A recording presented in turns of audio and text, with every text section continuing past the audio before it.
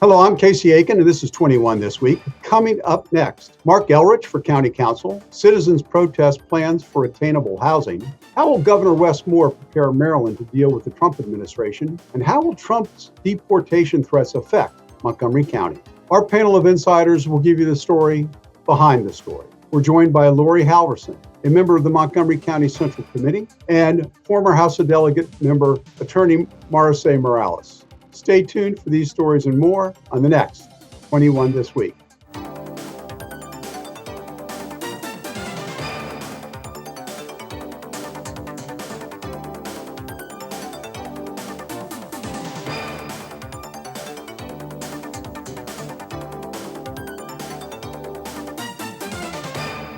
You know, as a political talk show, we just love the goings on at the county council.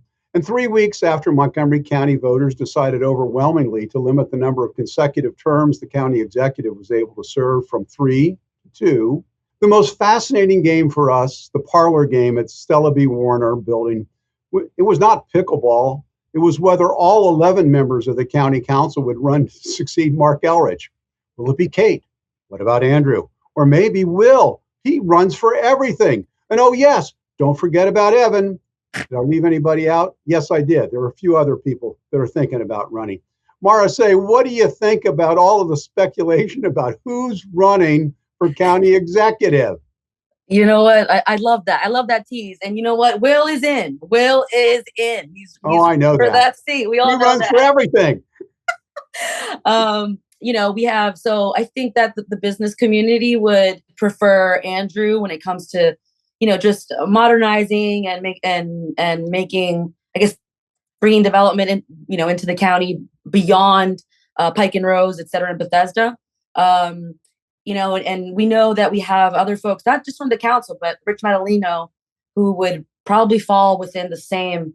It would be like Marc Elrich 2.0, basically, right? But I think that a good compromise candidate would probably be Evan. So I think Evan would be the best situated because he can speak to the social justice issues, but then the business community does well with him as well. Well, what we saw the last 2 times that Marc ran for county executive, with so many candidates, all they need is a small minority, a solid voting bloc to win the Democratic primary. And Laurie, just when we thought we could wave, Mr. Elrich a fond farewell in the rearview mirror, in typical Marc Elrich fashion, he announced that he was considering a run for county council at large. So what are we going to do? I'm not surprised, really. Politicians love staying politicians and can't seem to go back to private life, I guess, even though Marc Elrich is, 70 or over 70, I believe. Hey, nothing wrong with that. Yeah, I know our upcoming president is over 72. So that's, age is not the issue. But, he wants to go at large, wants to run at large. And that's what he was before. From 2006 to 2018, he was termed out there, too. What are we going to do? He has union support still, and I imagine that will stay, especially because he used to be a teacher. And, when you have the Apple ballot behind you, you get a lot more power and ability to win elections. So, but this question on the ballot, it passed with 68% voting for 2 terms versus 3 terms.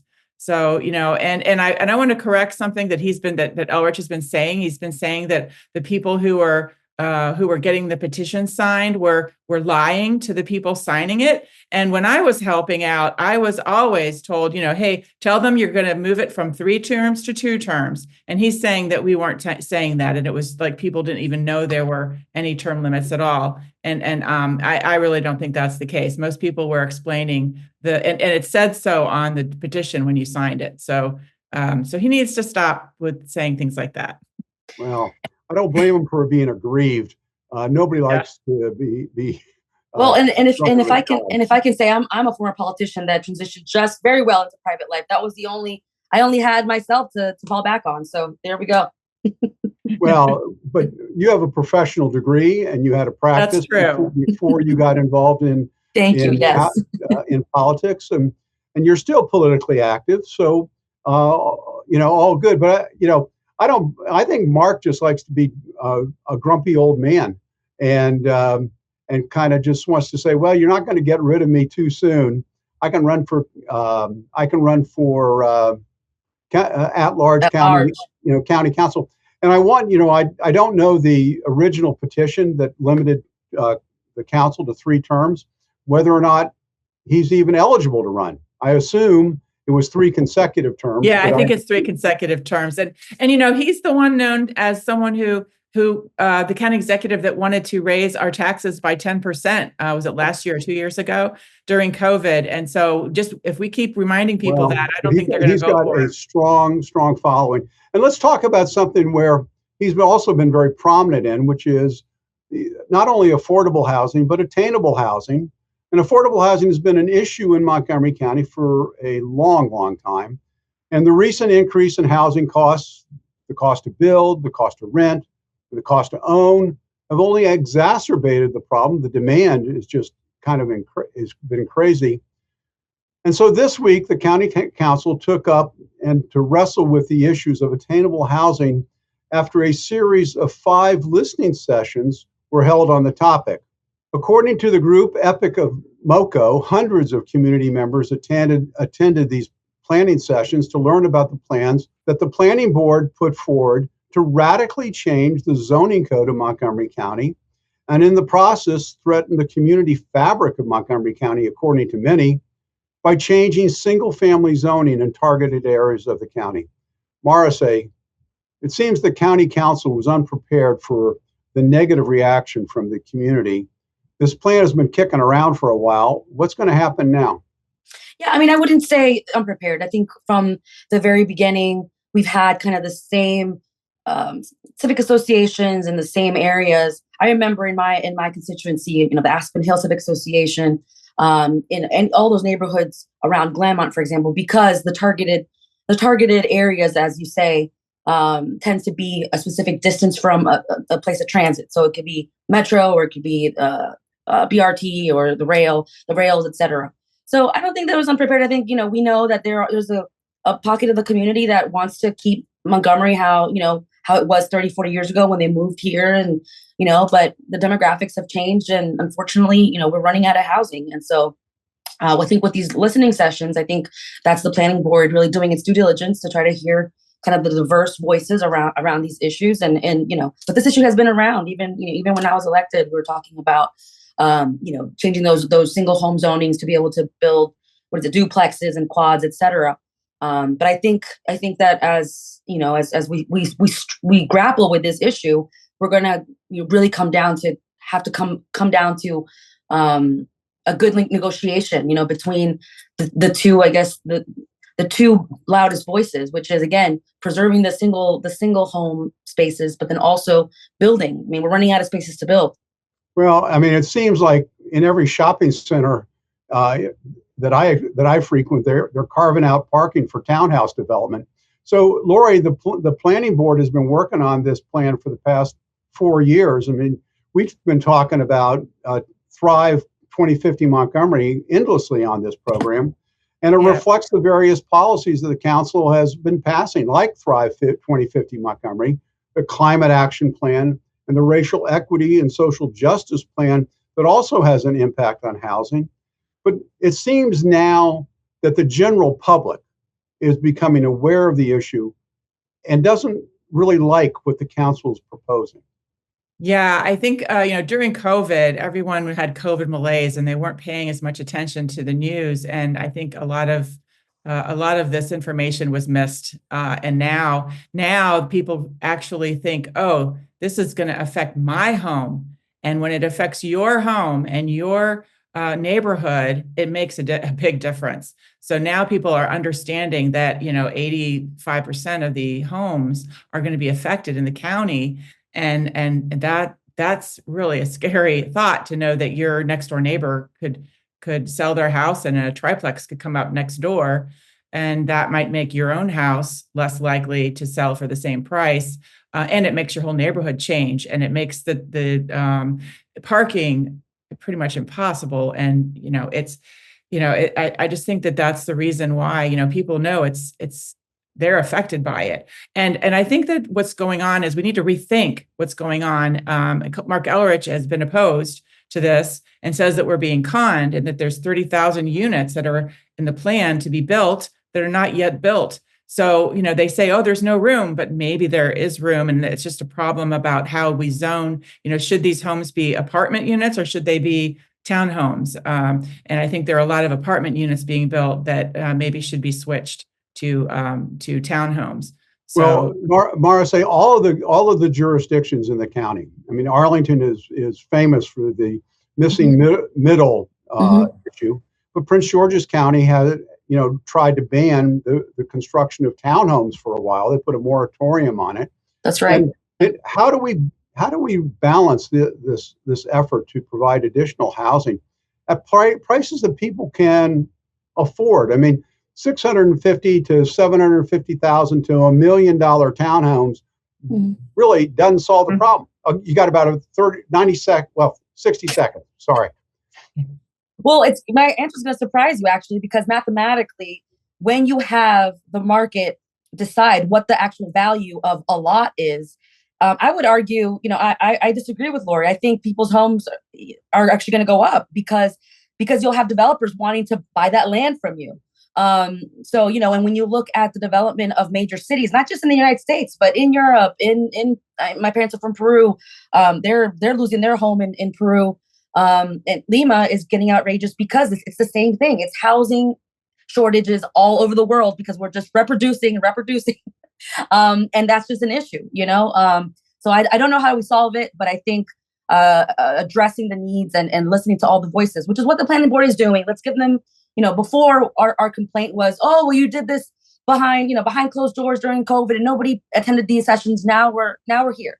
So, let's let them do their job and so we don't complain later. Well, thank you. And the council's going to take your advice because they're punting on this issue and not going to take it up until 2025. Yeah. When we come back from this short break, how will Governor Wes Moore prepare Maryland to deal with the changes from the Trump administration? And how will the Trump's deportation threats affect Montgomery County? Stay tuned. Jordan knows he shouldn't eat this entire bowl of nachos, but tonight he's earned that right. Because a few hours ago, in the middle of happy hour, he recognized a sign. Not from the gods or a bolt of lightning, but from a double heart, a kissy face, and a fourth ha in ha ha ha. That's when Jordan knew he was buzzed. So when it was time to go, he got a ride home instead of driving. Be a legend like Jordan. Recognize your buzzed warning signs and get a ride home. Buzz driving is drunk driving. When I first saw a turtle, my heart was full. Now anything but lonely. We have this deep connection, this heart connection. He just wants to be close to you and part of your life. Every day with turtle is a perfect day. When I'm holding her, it makes me feel calmer. I think everything he does shows how much he loves us. When we adopt a shelter pet, we discover they're a little bit of a lot of things, but they're all pure love.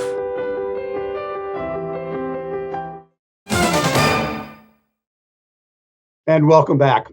In the passing weeks since Donald Trump's election as the 47th president of the United States, it seems like on a daily occurrence, there's some Democratic governor announcing that they're preparing their state to be prepared for the impacts of the Trump administration. We don't know what those are, but everybody's getting prepared. Maricé, our own governor, Governor Moore, just hired some think tank for almost $200,000 to tell him what he already knows, which is the federal government will be cutting transportation funding. We may move the FBI building back to Virginia and significantly reduce federal employment in the area. What else can the governor do? Well, first off, I completely support what the governor's doing. And actually 200,000, he and with a number of other local, state and counties are actually a part of a regional study with the University of Virginia. So I think that's probably the best deal we could get and within the short period of time. But most importantly, and Comptroller Learman Brooke, who's a close friend of mine, said it best, our economy is deeply intertwined with not just federal funding programs. What we call Maryland has a very unique relationship with how we bill our patients through the hospital system. It's called a hospital waiver. There are a number of programs and services that Maryland gets a match from the federal government. And I think Governor Moore is doing his due diligence. Had he been sitting around waiting to see what happens, I think we would be up in arms. I think he's doing the right thing. He is preparing for what he doesn't know that it's to come. They're going to study potential appointees for cabinet, like in agencies that are going to be helpful to Maryland, and then also members in specific committees that are also important for Maryland. So I think he's doing his due diligence, and he's standing up for Maryland so that we're not left high and dry once the Trump administration starts cutting back. One of the problems Maryland is facing is a huge budget deficit, and that's because $2.7 billion. Correct. Yeah. The General Assembly has been passing legislation that is not earmarked for funding, and we have to find funds from something else. So there's a conflict here. Mm-hmm. Now, Laurie, 1/3 of the state's budget, as Maricé alluded to, is made up of revenue from the federal government. If the Trump administration starts cutting funding, what can the state do to address this? I mean, are we looking at higher taxes and an increase in levies and fees? I think what they're planning to do is a huge PR campaign about how, this is horrible what's happening to the state, and it's all the federal government's fault, even though we're already $2.7 billion in debt. And instead of looking at, this is coming, we're going to have to brace for it, why don't we think about how are we going to cut on our own end in the state level? I mean, the surplus that we had that Governor Hogan helped to create in Maryland has gone, and now we are in a huge deficit. So, they're not preparing the right way. They need to go on offense and think, we need to get on board and see what they're doing. And of course, we also don't want them to make the same mistake that Governor Hogan made when he ordered some COVID tests from Korea that ended up being a big mistake because they were not valid tests. So, I mean, are they going to go behind the federal government's back and do things that are not going to be best for Marylanders? So, I think Governor Moore's going to have a real tough time, and it's too bad that that the whole state legislature wasn't more careful last year, anticipating that it could be possible that a Republican could win. Well, we weren't the only state that, kind of got seduced by federal funding especially from COVID surpluses that came in, and that allowed the state to think about funding. So Maricé, is the General Assembly prepared to address these issues? Unfortunately, I'm no longer in the legislature, but I believe that the leadership has been preparing for some of the attacks on the budget side that legislatively they can still attack. And I think part of their preparation is supporting Governor Moore and working with Governor Moore in getting these consultants to answer the questions that we have. I mean, that's literally the fact finding. That's what they're doing with this contract with Accenture, and I think he's taking the right steps. Well, we'll wait and see. I mean, in every presidential campaign, there are a lot of promises made. There are a lot of promises that are not kept once they get into office, because they don't have the cooperation from Congress, and there's only a limit as to what the president can do. So let's turn on to one thing that he has pledged to do, and does seem to be within his scope of presidential authority. One of President Trump's election's priority was to secure the porous southern border and to remove an estimated 11 million undocumented immigrants who entered the United States during the term of President Joe Biden. That was certainly the campaign pledge. Maricé, here in Maryland, we're home to approximately 300 undocumented immigrants. How large an impact will this have on Montgomery County? I don't know the number for Montgomery County. It's 300,000, Casey, not just 300. What? Yeah, so that's 300,000 illegal immigrants. 300,000? I'm sorry. Yeah, you just said 300. Oh, did I? Okay. Yes. I'm sorry. So, Maricé, what can Montgomery County do when confronted with this issue? So, it's good news and bad news, right? The good news is that everything that Montgomery County can count on is already a state issue. It's already established. We've seen that the county council has been moving on certain things to make them ordinances at the county level, but that was really a waste of time because it's already something that we protect at the state level. That's probably why I'm not on the county council, because I would tell these advocacy groups, why are you wasting time and taxpayers' money on just redoing what we're already doing at the state level? But that said, as the Trump administration operationalizes these deportation efforts, and they've come out publicly to say these are former ICE officers during the current administration that will probably be appointed by the Trump administration. They have said, we are going to raid, detain, and deport within 24 to 48 hours so that these people don't have access to attorneys or judges. And the only way that they can do that is by really focusing on certain communities that will guarantee that will fill up planes as soon as possible. And so the czar, and his last name is escaping me. I'm sure Laurie knows who I'm talking about. Yes, Tom Homan. Yes, thank you. Czar Holman has talked about focusing on certain countries that we know that will take back their people. So there are international rights conventions that prohibit nations from returning people when they're coming asking for an asylum. Certain countries, just because of the relationship that they have with us, will take people back. Haiti, Guatemala, Nicaragua, and Honduras. Now, Maryland will be affected because we have undocumented folks, 200,000 plus when I was elected. It sounds like it's, at least 35 or 40,000 more since. But when you look at the undocumented population of Maryland, you're talking about a large community of Salvadorans. And Salvadorans, unfortunately, under the eyes of Laurie, because she just called them illegals, are actually temporary protected status folks. The issue is they're undocumented because by design, the U.S. doesn't allow them a path to have a green card or to have citizenship. And why do I mention Salvadorans? Because Salvadorans, they have the largest, I would say they're the largest group of immigrants in Montgomery County in Maryland. And they're TPS holders, which means they have tax IDs, which allows them to buy properties, invest, have, businesses, etc. And so, it's not so much that individuals who are undocumented are here and they're just sitting around and not doing anything. Is that they're trying to get some kind of paperwork, but the system does not allow them. And I can tell you this as an immigration attorney myself. I have my phones they're going off nonstop, and individuals they're saying, I've been here for 40 years. I've been trying to become something, but there's nothing for me. There's no relief for me.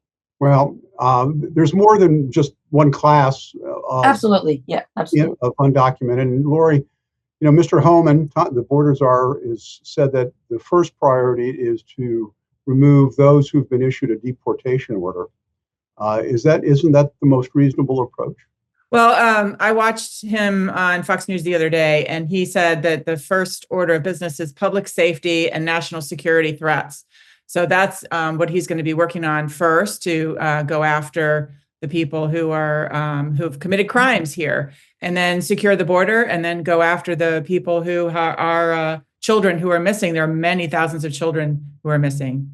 So, and so I just hope that Montgomery County will work with ICE and help Tom Homan to do what he wanted to do when he was in office before with Trump, and that's to finish what he started. Unfortunately, Laurie, we're running out of time. I'm sorry, but great insight from both of you. Thank you so much. Stay tuned for parting shots when we come back from this short break. If I could go back and change it all, I would. I think I'm gonna miss you the most. I'm sorry. I'm so sorry. I'm so sorry. Maybe it's just the little moments. If I could go back and change it all, if I could go back, I would.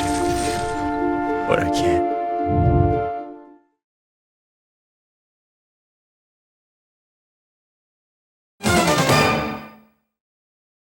Welcome back. Now with parting shots, Laurie Halverson.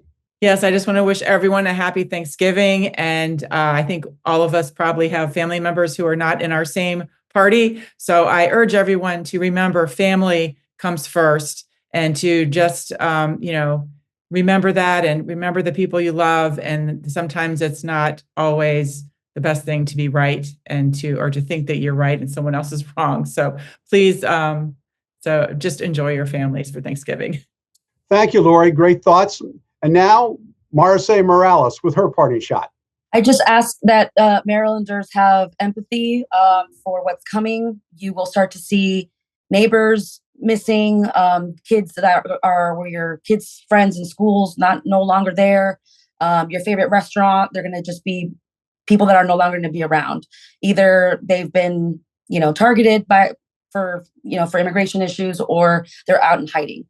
We hope that the organizations of churches and of faith will be able to help some communities, but we're already starting to see this large immigrant community really starting to be really afraid for what's happening. And I just ask that we find some empathy and kindness for our neighbors, because that could happen to anybody. Thank you, Maricé, and thank you, Laurie.